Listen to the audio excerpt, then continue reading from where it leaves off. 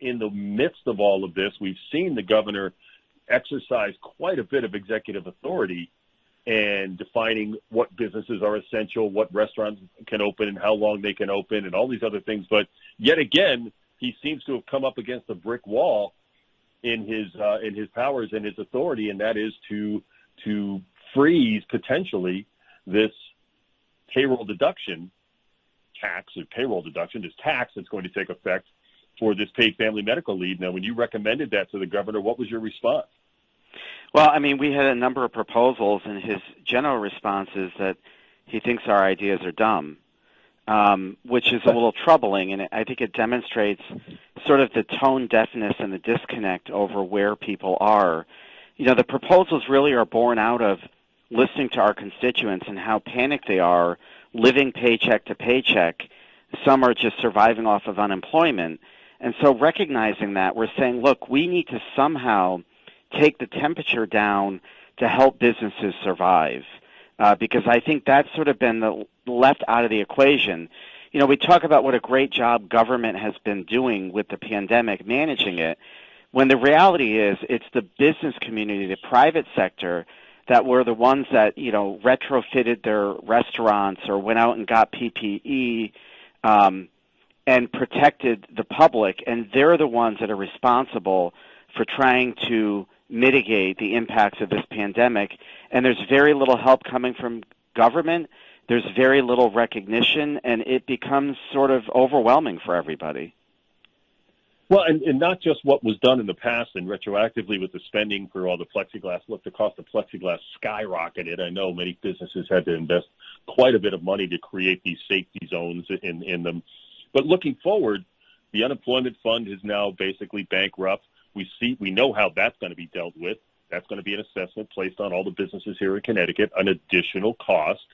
We've got this increase in the minimum wage coming up again. We've got this increase in the taxes because of this paid family medical leave. And as Mark Fitch over at Yankee Institute was writing about yesterday, this state retirement fund is still moving forward full steam. It's like nothing stops government from just pausing in pursuit of what they want to get done. Nothing. Yeah, I mean, that's what's really disconcerting. It wouldn't take much to just delay the program for 3 months while we're assessing where we are in this pandemic, but government is just going to forge ahead to the detriment of everybody else around them. And it's that kind of arrogance and sort of disdain for the public that really frustrates people. And it's why we have such a bad rating for a business climate for a state, while so many other states are doing things like paying down their unemployment debt to help out businesses because they're responsible for that. You know, we're going ahead with a payroll tax on January 1st. It makes no sense.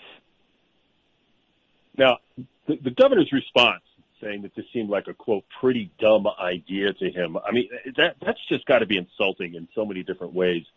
He, certainly doesn't even want to take it up and discuss it, it seems, but that's fine. But I remember I was working for a company here in Waterbury, and I was on the road, and I was a salesman, and somebody gave us a suggestion for maybe an additional feature in our product.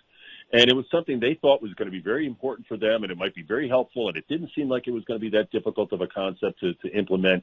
Certainly not mission critical, but something that if we were putting together items on a software list, why wouldn't this be one of them? And I brought it up at a meeting, and I was really shocked by the response that I got from my boss. He just looked at me and he goes, "That's one of the dumbest ideas I've ever heard." And right at that moment, I thought to myself, this person is not interested in any way, shape, or form of having a conversation. This person has their agenda, and nothing is going to get in the way of it. Yeah, I mean, I was a little struck by that posturing, and it's unfortunate. There are about 15 other states throughout the country that have done exactly what we were proposing, and that being use some of the CARES Act money to go into the unemployment compensation fund. States have done it to the tune of $5 billion.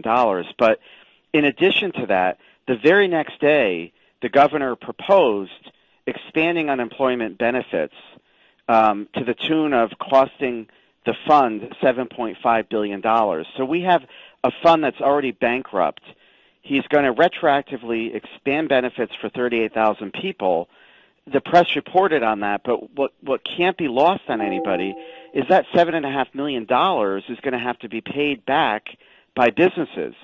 So you have businesses that are already struggling, and this governor calls my idea dumb to try to bail them out, and then he institutes a proposal that's only going to put them behind the 8 ball even more. So I think we need to take a step back and really have a better understanding of where these businesses are. The stock market has performed so well. I think he doesn't appreciate Main Street businesses, and there's a difference between the two. And our Main Street businesses are really, underperforming and struggling, and that's why the Republican Party is stepping forward now and saying, look, stop the payroll tax, and let's help them with unemployment claims.